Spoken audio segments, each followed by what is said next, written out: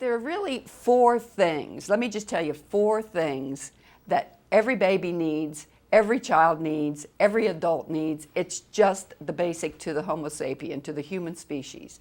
We need people in our life. And we're looking at maybe 3 to 5 people. But if you want to be a love partner, if you want to be a good parent, here's what you do. Number one, you got to show up.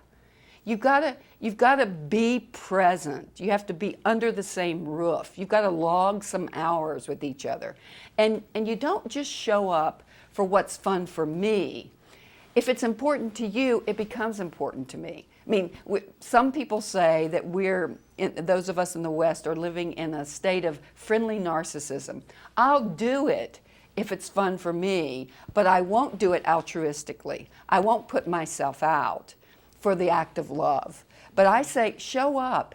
And because it's especially important, think about it. Do you go to funerals? Do you go to graduations? Do you go to those ceremonies? People evaluate relationships around holidays, birthdays, and special occasions. How many of us don't even go and don't attend and don't show up? And how meaningful is it when someone does show up? It can change a relationship. I wrote about this in my most recent book, that I had this sort of loose-knit group of friends. One friend's husband died. Everybody coalesced around that, and that took that loose-knit group and made it a close camaraderie. It just really forged a friendship that's now been almost 30 years. And it did because people showed up. So that's the one thing. You got to show up. You got to have your body there. Number two, you've got to tune in.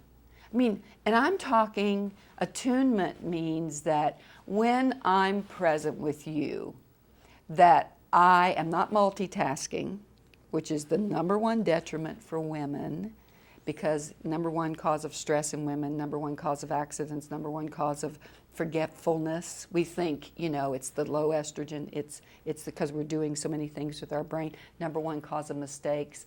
But if none of that impresses you, you cannot be intimate when you're multitasking. So during those important moments, when I look at you, I really see you. And you can tell when I look at you with soft eyes. And I really hear you. And I'm present, so I tune in. I mean, such a difference in taking someone's hand and holding their hand and feeling their hand. And just think how this is for children, because they long for it. When a baby's born, they gaze, and they look at you, and they want that limbic resonance. And resonance means feedback, that I'm not only looking at you, but I'm looking at you, and I'm tuned in. So show up, tune in. That's the second thing. And the third thing is, I tune in long enough to understand you, to see how you are different. That I tune in long enough to get you or understand you, so that number 4, my behavior will be congruent with that understanding. And I tell you, we love people who love us. It's pretty simple. But we really love people who get us. And then their behavior shows it in those subtle little ways. When you lose a friend, when you lose a partner, someone leaves your life, what you miss are these subtle little nuances that I take cream in my coffee and I like it to look like the color of your jacket, You know that. I mean, you get me. And that means we're not alone. And because cooperation is a survival strategy, it calms us and gives us pleasure. So I would say those are some things that improve relationships.